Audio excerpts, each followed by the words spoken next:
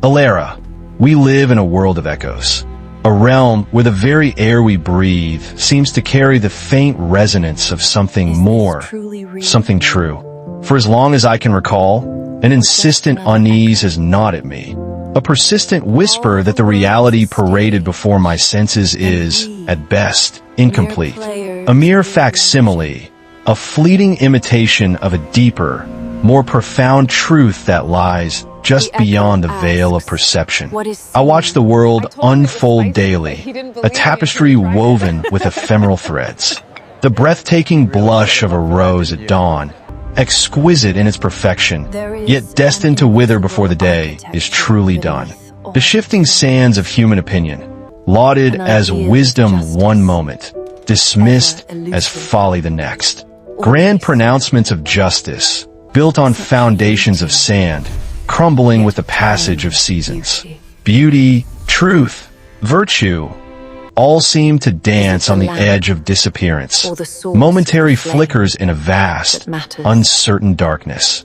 Each observation, each fleeting experience, leaves me with a yearning, a profound, undeniable ache for constancy, for an unmoving truth that I instinctively know must exist. It is a longing woven into the very fabric of my being, a memory stirring from before my conscious memory began.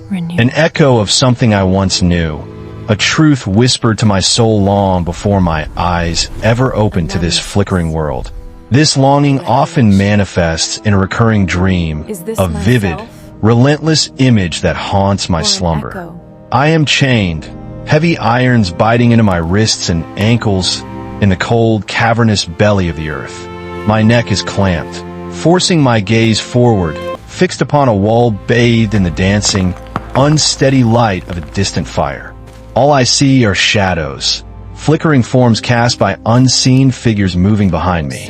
I watch them, these distorted silhouettes, believing them to be the very essence of existence.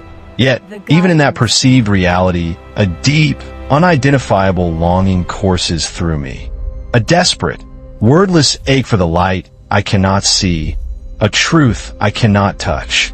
It is a primal hunger for something beyond the shadows, a desperate grasp for the source of their fleeting dance.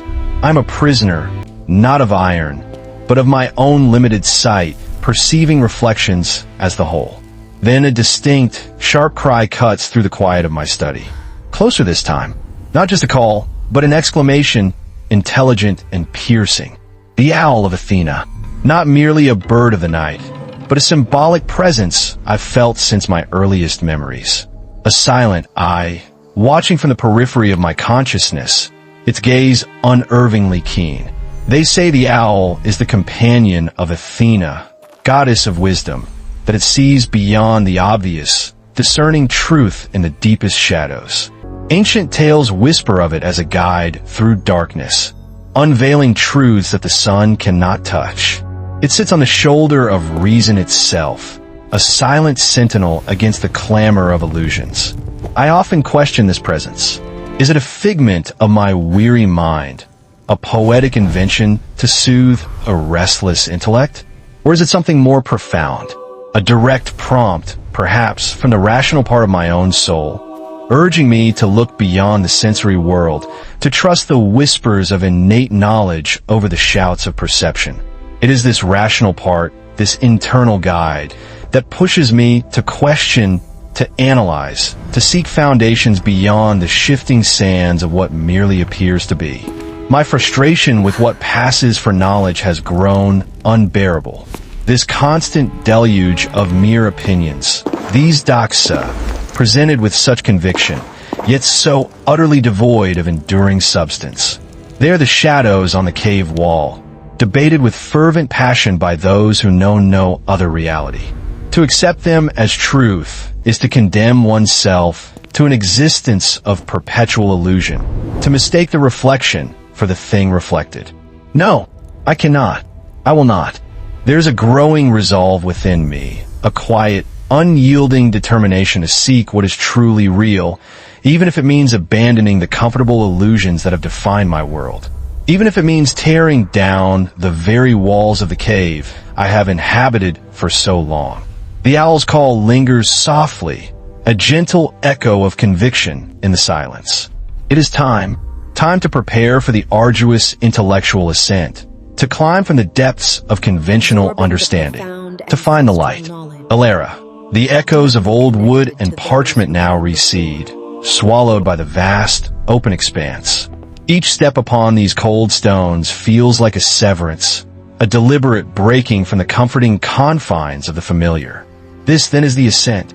This is the painful, bewildering journey out of the cave, where the eyes, so accustomed to the subtle dance of shadows, recoil from the raw, unfiltered touch of even a nascent light. HOOT.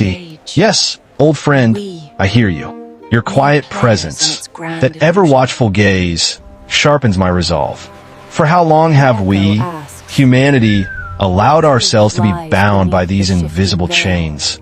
Chains fashioned not of iron, but of habit, of unexamined acceptance, of the sheer, overwhelming conviction that what we see, what we touch, what we hear, is all that truly exists. The world parades its fleeting spectacles, convincing us of their substance. A vibrant bloom, a soaring melody, the fleeting blush of a sunset. All conspire to weave a tapestry of undeniable reality. But how many truly ask? Substance of what? Of what enduring essence are these momentary flickers composed? I remember a young student, earnest, yet stubbornly anchored to the perceived world. He had that youthful confidence in the evidence of his own eyes. Student, but Master Elara, you speak of a reality beyond what we can perceive. How can one truly believe in something that cannot be seen, touched, or proven by the senses? Surely, seeing is believing. What else is there but what is before us? Elara, tell me, young one, have you ever drawn a circle? A perfect circle with absolute precision? Student, I have tried, of course, many times, with compass and careful hand. But, no, I suppose never truly perfect. There's always some minute imperfection, a wavering line, a slight deviation. Elara, exactly so. Yet, you understand the concept of a perfect circle, do you not? You can conceive of its absolute roundness, its infinite symmetry, even if no material hand can ever render it without flaw. Where does this understanding reside, if not in the imperfect circles you draw, or in the words I speak? It resides in a realm beyond the physical. The circles we draw, the ones our hands trace, are mere reflections, faint imitations. They participate, however imperfectly, in the true, unchanging form of the circle, which exists independently of any physical manifestation. Student, so the idea of the perfect circle that is more real than the circle I draw on the slate? Elara, in its essence, yes. It is eternal, unchanging, perfect. The physical circle is born, lives its brief existence on the slate, and then is wiped away. But the form of the circle, the concept, endures. It is the very blueprint from which all imperfect circles draw their being. It is the unmoving truth behind the shifting appearances. This is the nature of the forms, young one. They are abstract, perfect, unchanging concepts that transcend time and space, more real than their physical manifestations. HOOT, your silent counsel is a steady anchor. This intellectual ascent, this arduous climb, feels less like acquiring new knowledge and more like a profound awakening, a remembering. It is the stirring of the rational part of my soul, that part which, by nature, should lead, guiding the spirited and appetitive elements towards a higher truth. Plato spoke of recollection, of anamnesis, the soul remembering truths it possessed before birth, truths it glimpsed in that pure, prenatal existence. The myriad sensory experiences around me are not the truth itself, but rather triggers, faint echoes that stir these ancient memories, rousing the soul from its long slumber. There's a searing pain in this awakening, a burning of the eyes as they try to adjust to a new kind of seeing, to perceive the world not as a collection of isolated phenomena, but as imperfect reflections, faint participations in a greater, more perfect reality. The path is lonely, fraught with self-doubt, a constant battle against the ingrained habits of a lifetime lived in shadow. But beneath the pain, there's an undeniable pull, a yearning so profound it eclipses all discomfort. It is a magnetic draw towards the ultimate source, towards the form of the good, the sun that illuminates all other forms, the ultimate fount of knowledge and truth. A sense of vastness surrounds me now, an immense space where shadows no longer hold sway.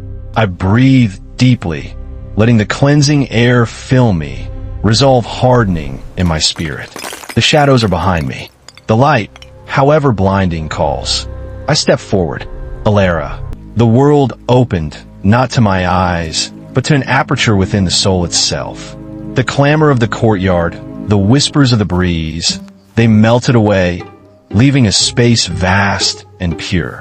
It was as if a veil, woven from a lifetime of shadows and fleeting sensations, had simply thinned.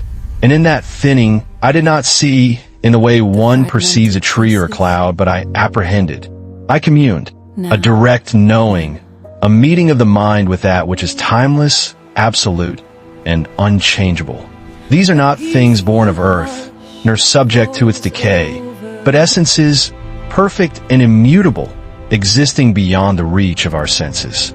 I knew beauty, not the beauty of a sculpted form, nor the flush of a rose at dawn, nor the fleeting grace of a human smile. These are but pale reflections, distant echoes in the cave of our perception. No, this was beauty itself. It was not a color, nor a shape, but the very principle of splendor, the source from which all earthly radiance borrows its fleeting glow. An essence so pure, so utterly resonant, that to merely apprehend it was to feel the core of my being expanded, illumined, brought into profound harmony. It was the reason why a rose is beautiful, why a symphony moves us, why a sunset stills the soul. It was the perfect blueprint, the eternal pattern, from which all transient glories are imperfectly cast. And then justice. How stark the contrast between that perfect ideal and the jumbled, often contradictory systems of human law we construct. Human courts, with their shifting opinions, their fallible judgments, their compromises and corruptions, are but shadows dancing on a cavern wall.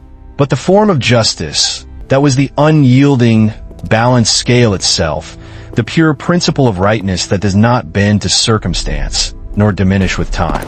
It exists whole and complete, eternally so, a silent rebuke to our earthly imperfections, yet also a beacon, a goal towards which all true law, all true human striving, ought to aspire. The owl, my silent guide, its presence intensified, not a hoot heard with the ear, but a resonance within my very mind, a whisper of ancient knowledge that felt like my own, long forgotten. Its keen eyesight, cutting through the deepest night, now symbolized this new perception, this ability to uncover truths hidden beneath layers of sensory illusion. I felt a deep sense of remembrance, as if my soul was recalling truths it always knew, echoing across the chasm of birth and forgetfulness. But then, a question profound and unsettling arose. If true reality exists beyond our grasp, in these perfect forms, I asked the unseen owl, then what meaning has our imperfect existence?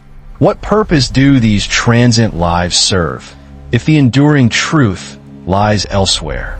My contemplation then shifted, rising beyond individual forms, towards the source itself, the form of the good. Plato compared it to the sun, and now I understood why. Not a sun seen with mortal eyes, but an intellectual sun, radiating pure intelligibility, illuminating all other forms, and making them understandable, making them be.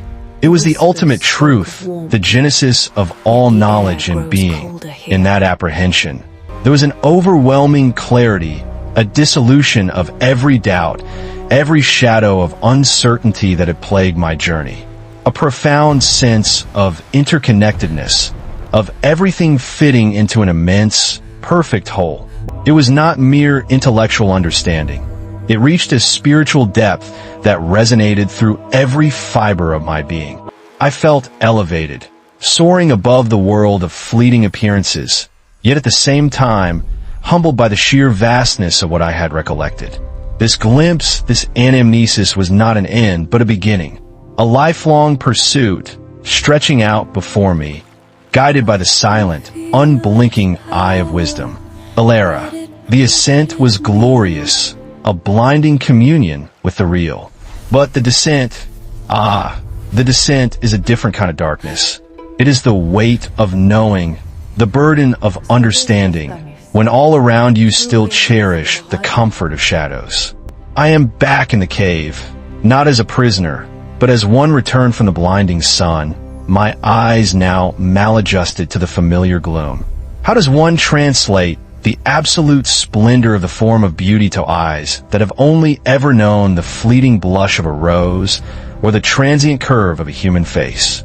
How do I describe the perfect, unyielding truth of justice to minds that have only ever seen its distorted, fractured reflection in human courts, in the shifting sands of law and custom?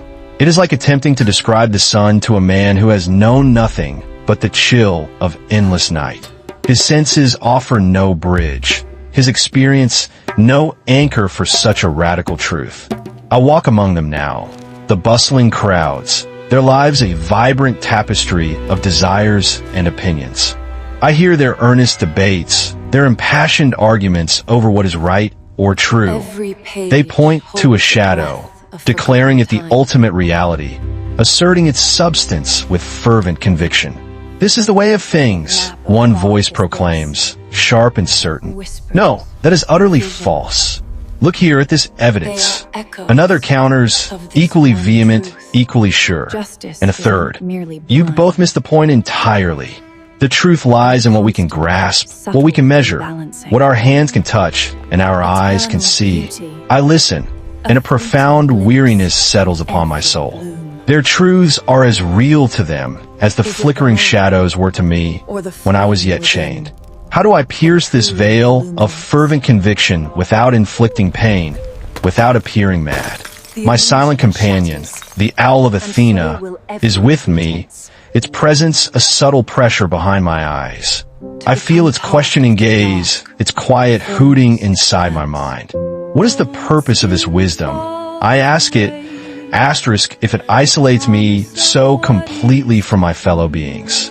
If it renders me a stranger in my own home, speaking a language no one else understands? The owl offers no answer, but its silent insistence reminds me of a duty, not to remain bathed in the sun, but to return, to share in the labors, to attempt to illuminate the darkness, however futile it may seem. This is not a choice born of superiority, but of profound responsibility. My rational soul, so recently uplifted by the forms, insists on this return, on the duty to the community. Yet, my spirited part feels the dull ache of resistance, the sheer exhaustion of trying to navigate this world of shadows with eyes accustomed to the light. And my appetites, though now disciplined, still yearn for the simple solace of belonging, a comfort I have, in this ascent, irrevocably forfeited. I have tried, in my halting way, to share glimpses of what I have seen. I speak of ideal forms, of truths that transcend the transient. And I am met with blank stares, with polite dismissals, and sometimes with open scorn.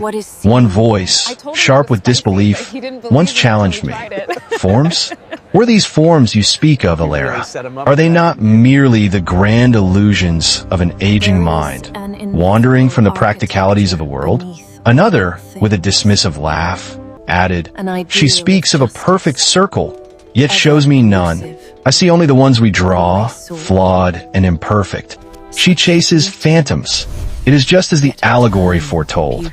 The freed prisoner, upon returning, would appear blinded by the cave's darkness, clumsy and foolish in their eyes. They would resist leaving, perhaps even mock or revile the one who sought to free them. The darkness to them is the light. But through this weariness, a new understanding blossoms. This wisdom, though isolating, does not lead to cold detachment. Instead, It cultivates a deeper empathy, a profound compassion for the human condition, trapped in its self-imposed illusions, debating the nuances of shadows. I see their earnestness, their struggles, their passions, and I understand the wellsprings of their beliefs, however distant they are from the ultimate truth. True wisdom, I now realize, is not merely knowing the forms. It is learning how to live justly and virtuously within this imperfect physical world, guided by that knowledge, even when that knowledge cannot be fully shared. It is to be a quiet testament, a steady beacon, however small, against the overwhelming tide of opinion. I sit now in the public square, observing. The market clamors, children play, lovers whisper, elders deliberate. All of it a reflection, a participation, however faint, of the forms I have glimpsed. The owl's presence remains a silent, constant reminder of the truth, even amidst the deepest shadows. My gaze is contemplative, searching not for flaws, but for the inherent, if often obscured, beauty and order that still pulses within this world of appearances. Elara. There's a peace now, a quiet triumph, not of battles won against others, but of ignorance overcome within. The journey from the cave's dim echoes, from the shadows of fleeting opinion, to the glorious, unrelenting light of knowledge, is not a path with an end. It is a continuous ascent, an unending recollection, a refinement of understanding that deepens with every breath. My silent companion, the Owl of Athena, has been with me through every doubt, every revelation. It is no longer merely a symbol, an external presence I observe, but has become the intrinsic, ever-present wisdom within me. It is my own silent eye, clear and unwavering, perceiving beyond the immediate and the temporal. This, I now understand, is what the ancients called eudaimonia, not a fleeting happiness dependent on circumstance, but a profound well-being of the soul itself. It is a harmony, a perfect chord struck between the rational, the spirited, and the appetitive parts of one's being, with reason, ever guided by the forms, in supreme control. This inner accord allows me to navigate the transient currents of this physical world with an unexpected equanimity. The changing tides of circumstance, the shifting sands of human fortune, the ephemeral victories and defeats, they do not disturb the bedrock of true reality. The immutable forms that remain eternally beyond the reach of decay, ever present, ever true. My inner landscape, once turbulent with uncertainty, now stretches out, serene and vast, beneath an unchanging sky of understanding. I no longer feel the urgent need to drag others, kicking and screaming, from their comfortable darkness. The futility of such an endeavor, the pain it would inflict upon them and myself, is now clear.